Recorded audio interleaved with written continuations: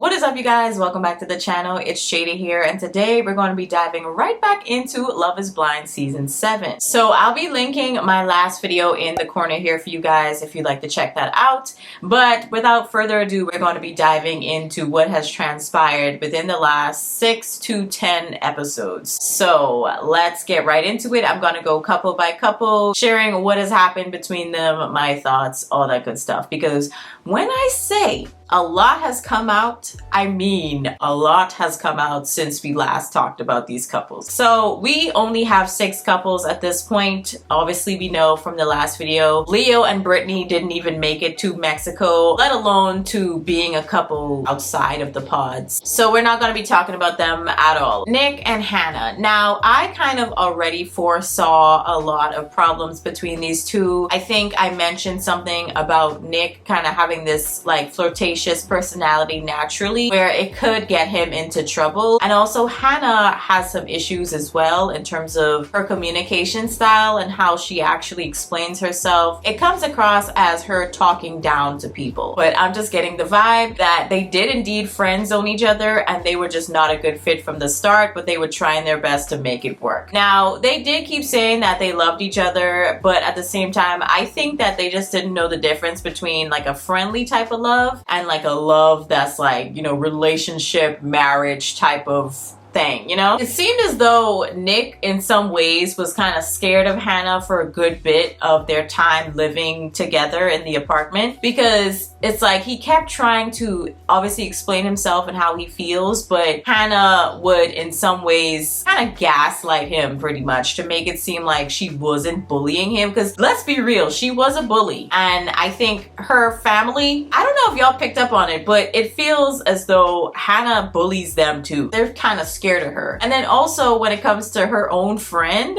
when the friend came over to meet up with them, it was so awkward because you could see that Nick was trying to like come back with some snarky remark to kind of match Hannah's energy, but Hannah couldn't take it. And then when Hannah leaves the room, it seems as though the friend is just like, now that she's gone, I just want to say, I know she's a bully. I know that she could be a lot to be with. It comes across as really mean, some of the things that she says, and I always try to tell her about it, but she doesn't listen. And it just seems like he's scared of her. You just seem like you're bullying the heck out of people and then also gaslighting them into thinking that you're not actually bullying and manipulating them. And what gets me is that when Nick, he goes to meet up with her friends, they're backing her 100% and they're making it seem like he's just this immature person, he's living with his parents and whatnot, and that he doesn't know how to take care of himself and his like responsibilities, especially when it comes to the financial stuff. But she's like, oh, I've been by myself since I've been 18. But at the same time, it's just like, okay, Hannah, like,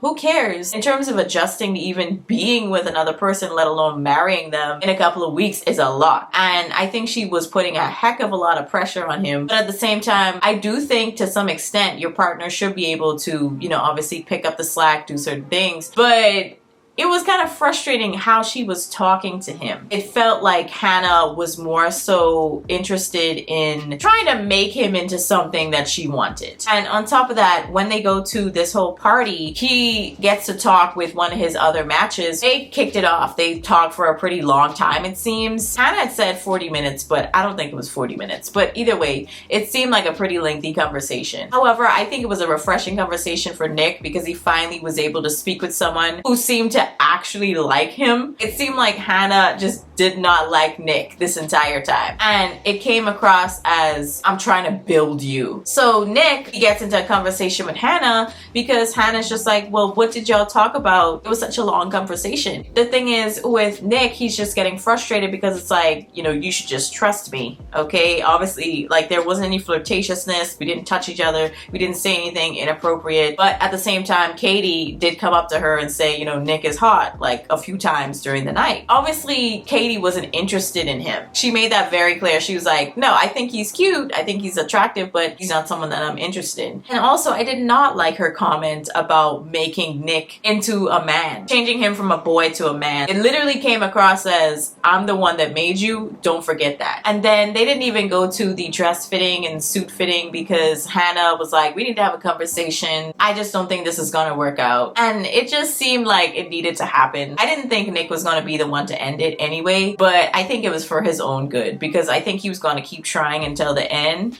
and he knew he wasn't happy. So that's one couple that did not work out. Garrett and Taylor. So everything seems to have been going well with this couple. They were trying to make some sacrifices, at least on Garrett's end, to move to San Diego to be with, I think, her extended family that live over there. He was like, yeah, I'm cool with the move, but you could tell that his parents are not that interested or enthused about him leaving. Everything seems to be going okay so far, at least in terms of Taylor's friends and family, or at least her mom. Her dad didn't want to be on camera, but I think they do end up meeting him at some point. But Taylor's mom and also her friends, so things definitely get a little interesting when we find out that Garrett had a little chat with his ex. His ex had supposedly texted him out of nowhere, which I don't really believe, because the timing is just a little strange. You guys don't talk for a while, like a really long time, I think some years. But now all of a sudden you're on this experiment, trying to find love, trying to get married, you're engaged, and all of a sudden this ex just texts you out of the blue. Like, it looks kind of strange to me, I'm not gonna lie. But in the beginning, Garrett had told Taylor that he had liked the message, but he didn't respond. So that definitely made her feel away, but at the same time, like, okay, well, you did just like it, okay, whatever. So they moved on, but then later in the night, it seems as though Garrett kind of forgot what he said altogether to her earlier, and he was talking to Tyler about the situation. And this man says, when I responded to the message, Taylor's just looking at him like, responded? You just said you liked the message. I'm trying to give him the benefit of the doubt here, but at the same time, it's just like, it's not a good look. It is a very short period that they've obviously gone from not knowing each other at all to being now engaged and living together. So it could be a adjustment, okay? It could be a major adjustment to being single and being able to do whatever you want, talk to whoever you want, and not be weird. I don't know if they're going to actually move past that or if Taylor's going to keep bringing that up, but regardless, they make it to the wedding and suit dress fitting, and she seems to be excited. They go on a date after that, and they seem to be in good spirits for right now, leading up to the wedding. So we'll see. Steven and Monica. So before they had actually left Mexico, there was a couple's party. I remember saying in my last video that I just didn't really like how Monica would talk to Steven sometimes. She would talk to him like a child. Kind of similar to how Hannah did it, but a little less strong. It definitely seemed like Hannah was coming across as like straight bully. But with Monica, it did give slightly that, ever so slightly, but I think she was trying to actually form a connection or deeper connection with Steven. However, I started to see some red flags pop up when they did have a conversation in front of Taylor, and somehow Steven thought it was appropriate to bring up being in a relationship with Monica, but also trying to deal with getting messages from other women, and I'm like, what? He was basically saying, you know, in terms of navigating other women throwing themselves at you, like it's going to be a challenge or something like that. And Taylor's just looking at Monica like, what is going on? But let me tell you, it gets interesting from there. So they move in with each other. They're living in this apartment. They go on a date. You know, they're making art and whatnot. But then we discover that Steven was supposed to be having this like sleep experiment or some type of sleep test. He was saying that he was actually on, you know, some type of medication. He didn't really, I guess, take into consideration that like he was engaged and he was talking to this woman in a very sexual way. There were like fetishes mentioned according to Monica. And it just was very not appropriate. But you could definitely see that at that point that Monica was beyond done. She was like, yeah, I was picking up the slack for you in terms of financially, because I think he did unfortunately lose his job because he's in construction and I think they work on like a contract or whatnot. Monica was picking up the slack financially with things. It just was interesting. He was trying to make it seem like, you know, he was like on some type of medication. That's what was clouding his judgment of talking to this woman, but she's just like, no, let's clarify. You were talking to her with a clear head the next day. So let's not come with that foolishness of, oh, I was under medication, I didn't know what I was doing. You know, like, who are you, sir? He obviously realized that he was caught and he's just like, yeah, you're right, I'm a terrible person. He was just like ready to just leave her alone. But I think that Monica wanted more of a fight from him, like more of a back and forth, because you could see that she was really angry, really upset. I just don't think he was going to be a good match for Monica regardless. Even if he didn't have those red flags, even if he didn't do what he did, I think he still would not be a good match for her. I say that mainly because Monica kind of comes across as a very like settled woman. She's very settled in her ways, and you're not gonna really deter her from like making any changes or sacrifices. Like, yes, she could be nice, yes, she could do nice things for you, but at the same time, it's like, I'm the mother, you're the child. She just kind of comes across as a little controlling. I just knew that they were just not going to be compatible, even if he wasn't running around doing foolishness, talking to other women. But they do have another conversation shortly after that, but they just basically came to the conclusion that obviously they're not going to be together.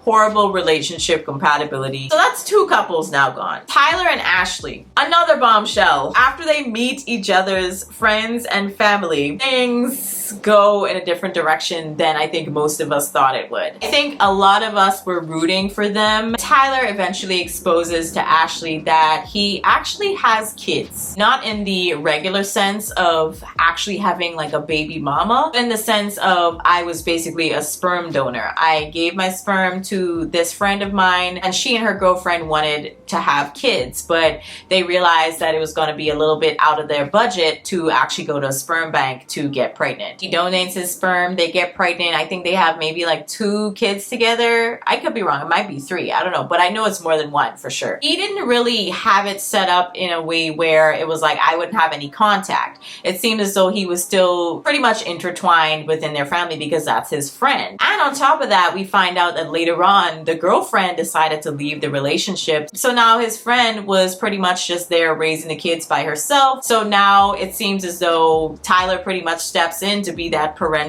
second parental figure. And yeah, I gotta admit, it does look kind of strange. In the beginning, before I knew all of this information due to Tyler's friend coming out and explaining it, and then also I think his own friend, the woman who he gave the sperm to, it seems though she'd also put out some footage as well of him playing with the kids. And I just don't think he gave the full truth when he finally said, or at least came out with that information. He didn't present her with all the facts. It came across as, oh, I did this thing where I donated to a sperm bank. I now don't have any connection to these children. We didn't get all this other information where it's like, no, you didn't just give it through a bank. You gave it directly to your friend. They got pregnant, and now you're still very much so involved with the raising of these children, it seems. So it just didn't really seem like he was giving everything at once. Like there wasn't enough information for her, or at least Ashley, to really make an informed decision about what she was going to do moving forward. Like that friend of yours is basically your baby mama, except it seems as though you didn't actually have sex with her for her to get pregnant. Ashley was trying to give him a chance because I do personally think that Tyler's a good guy. I don't think he is a bad person. Innately, I don't think he's a bad person. But I would say that he should have been honest. He should have disclosed everything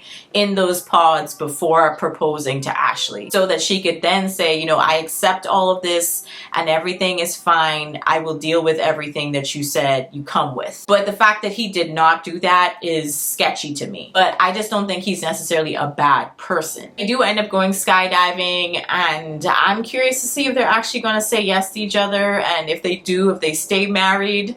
That reunion is coming up right after, so we'll have to talk about that too. Tim and Alexandra, oh lord, they had that blow up in Mexico, and Tim was very standoffish, but he kept saying that he was going to give this relationship a chance. However, I don't think that was the case. I don't know if y'all noticed that major switch personality wise when it came to Tim. He seemed to be kind of like this cuddly person, even though he wasn't like overly touchy. You could tell that wasn't really his love language, but at the same time it seemed like emotionally and physically he was trying. But after that whole situation in Mexico, even though he said he was going to give them a chance, it did not seem that way at all. He meets up with Alexandra's family. He reads this heartfelt note to her dad to ask for her hand in marriage because, you know, he didn't really get to ask prior to proposing in the pods. A lot of people were saying like, oh, that moment made me cry. It was so emotional and so sweet. But I'm like, okay, yeah, the words were sweet, but the way that he delivered it, it seemed so like he was just trying to get it over and done with. I don't know. Y'all comment down below how y'all feel about that. But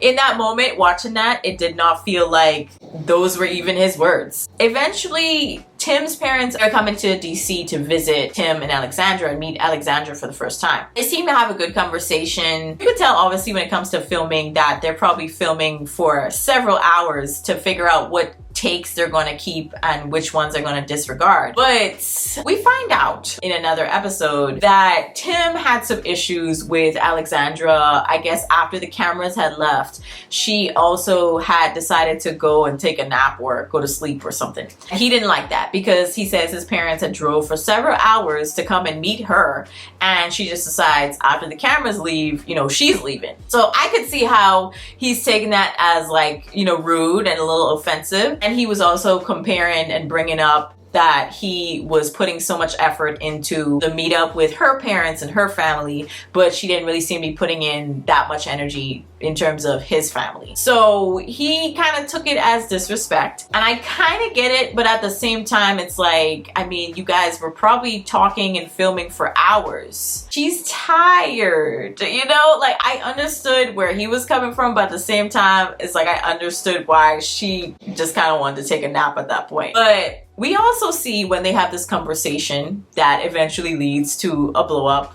of sorts, I guess. Tim also kind of talks to her about how she didn't respond to a message. He's getting mad because she just didn't respond to a message. Yeah, a text message that he sent about looking at her tires or something to do with her car, I think. And she's just like, well, I mean, I didn't really need to respond. I felt like it was more like a, okay, sure. You know, like I didn't really think like I needed to message back. Yeah, sure, okay. You know, like it's just kind of weird. Alexandra's just like, okay, well, how am I supposed to know these are the things that make you upset if you don't actually communicate this with me? And on top of that, the whole like touchy thing, it seems as though Alexandra is a very physical person. She likes physical touch, but Tim isn't. He isn't that guy, and she likes to cuddle. He doesn't. But according to him, he said that he'd put in effort to try and cuddle with her, but I guess she was going to sleep and she didn't really want to cuddle anymore. So he's just like, you didn't really acknowledge that I was putting in effort. It just seemed like Tim really needs therapy. Now, don't get me wrong. I do think they both have their issues, okay? I think I mentioned more so Alexandra's issues in my other video. But I think that with Tim, he really needs to go to therapy. I think he needs some type of counseling session because I think that he's a little too controlling. The things that he said that made him upset or mad, it was like, I didn't really think it was that big of a deal. Not messaging you back because of like one message where you say go check your tires or something like that. Like, okay, it was so weird. Like the things he would get mad about, it was strange to me. Almost as if he has some type of built up resentment towards someone that he only's been with, it seems, for a couple of weeks. I just think that there's a projection thing going on with Tim that he needs to resolve. But in the end, he just plainly says to Alexandra, yeah, I don't ever want to see you again. This is not going to work. I wish you the best of luck. Peace out. Y'all, I was like, okay.